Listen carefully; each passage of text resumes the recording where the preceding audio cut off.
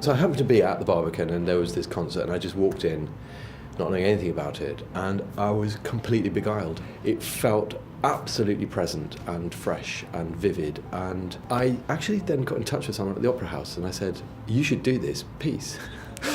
and I was very surprised then when about 6 weeks later they asked me if I would do it. And that's been the beginning of this journey, which has been very interesting because the experience of seeing it in concert was so exciting. And so the challenge is how to keep that sort of bubbly, champagne-like quality that you can get off a concert performance and actually bring it into a theatre.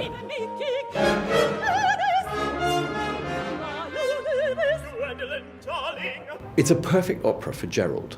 Gerald Barry is, I suppose, Ireland's leading composer.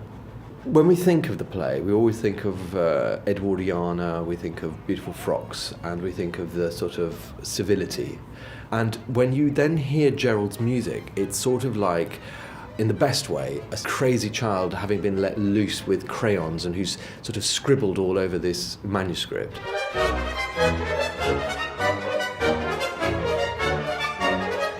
The orchestra is very active. They, apart from smashing plates, they have to manipulate some jackboots and make them stamp. The whole orchestra at one point have to work as a chorus.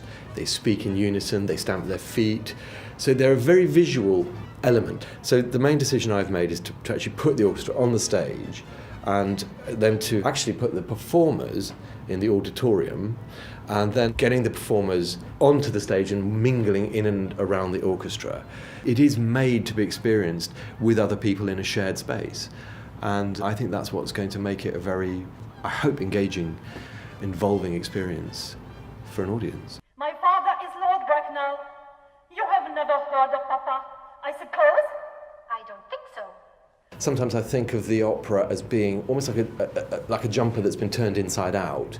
So it is the same thing it always was. You're just seeing it from a different perspective or in a different way. And of course, that goes right back to what Oscar Wilde's whole process was of giving you something and absolutely turning it on its head so that you rethink it, you re-see it, and you re-engage with it.